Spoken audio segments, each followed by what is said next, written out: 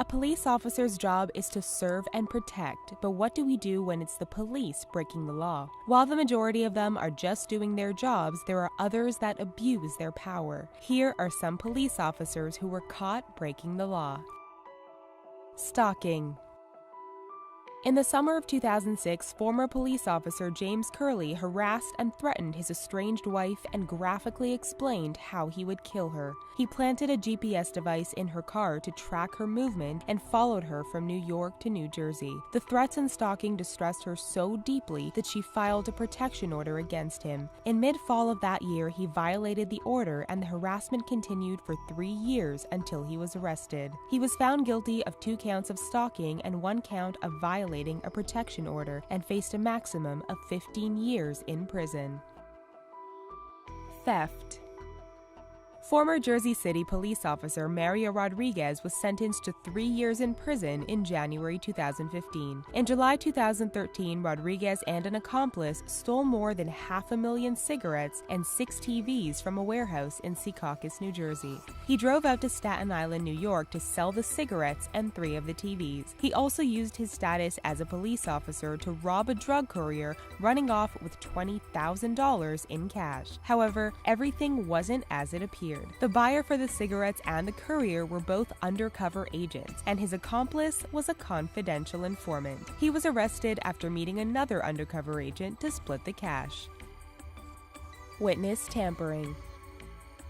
In early 2013, John Gerald Poland of South Lake Tahoe, California, was charged with witness tampering and obstruction. Through the course of a federal investigation, it was discovered that Poland had interfered with a gang bust by convincing the girlfriend of one of the members to destroy evidence. It was also discovered that he tampered with several other witnesses, instructing them to hide, alter, or destroy evidence in other cases. He faced up to 20 years in prison for his crimes, but was only sentenced to 18 months.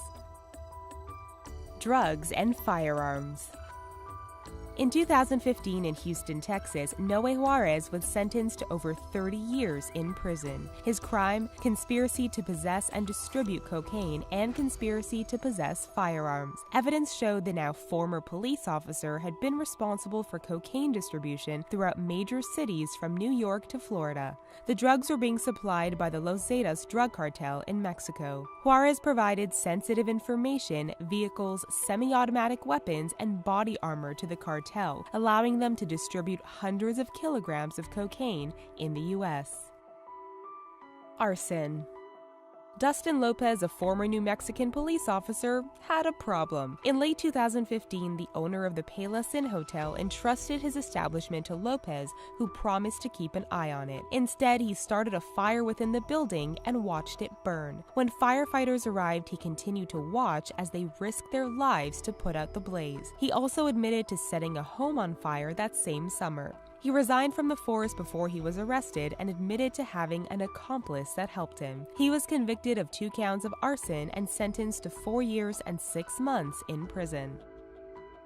Perjury.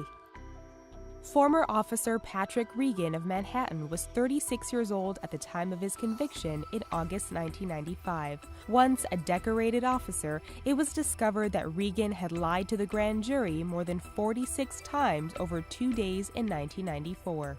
A federal investigation spanning 3 years looked into the anti-crime unit in the 34th Precinct and discovered Regan had lied on the witness stand to protect fellow officers who were violating people's rights during arrests and lying to make their arrests stick. After being convicted on 2 counts of perjury, Regan continued to deny the accusations as he faced up to 10 years in prison. He ended up being sentenced to only a year and a day in jail. Deviant behavior. 28-year-old Mauricio Edgardo Estrada of the Los Angeles Unified School District Police had some pretty heinous charges brought against him in April 2016. He was accused of trying to have sex with a minor. Estrada messaged a 15-year-old girl after seeing a post on Craigslist and agreed to pay $150 to have sex with her. Little did he know that the teen was actually an undercover agent looking to expose pedophiles. If convicted, he could face 10 years in a federal prison. After posting bail, he was suspended from his position and placed on administrative leave until his trial. Thanks so much for tuning in to The Richest. Don't forget to check us out daily for more fascinating videos. Thanks for watching.